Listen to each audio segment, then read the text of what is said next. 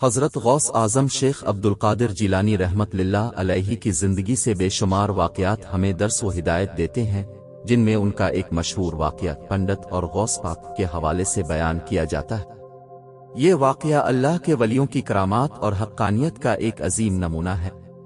واقعے کی تفصیل: کہا جاتا ہے کہ ایک مرتبہ حضرت غوث پاک رحمت اللہ علیہ کے دور میں ایک بڑا پنڈت اپنی روحانی طاقتوں اور علم پر بہت ناز کرتا تھا۔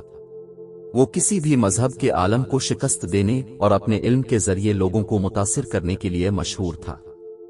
ایک دن اس پنڈت نے اعلان کیا کہ اگر کوئی ولی، عالم، دین اسلام کا ماننے والا میری روحانی طاقت کو شکست دے سکتا ہے تو میں اسلام قبول کر لوں گا۔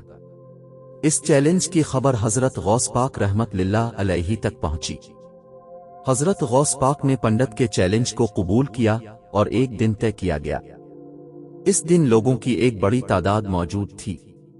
پنڈت نے اپنی روحانی طاقتیں دکھانے کا مظاہرہ کیا اور مختلف جادوئی کرتب پیش کیے، جنہیں دیکھ کر لوگ حیران رہ گئے۔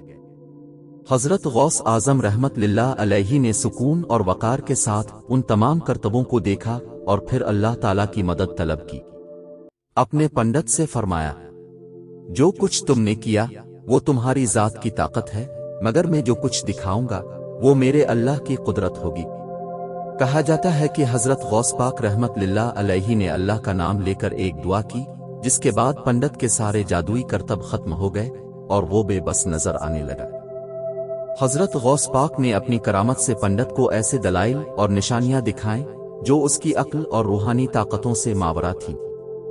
جب پنڈت نے حضرت غوث پاک کی کرامت اور اللہ تعالیٰ کی طاقت کا مشاہدہ کیا تو وہ بے اختیار حضرت کے قدموں میں گر پڑا اور کہا، آپ کا رب حقیقی معبود ہے اور میں گواہی دیتا ہوں کہ اللہ کے سوا کوئی معبود نہیں اور محمد صلی اللہ علیہ وسلم اللہ کے رسول ہے۔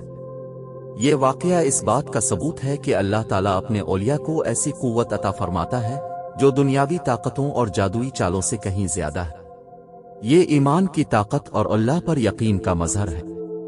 یہ واقعہ ہمیں یہ بھی سکھاتا ہے کہ اللہ کے ولی اپنی ذاتی طاقت پر نہیں بلکہ ہمیشہ اللہ کی مدد اور اس کے فضل پر یقین رکھتے ہیں۔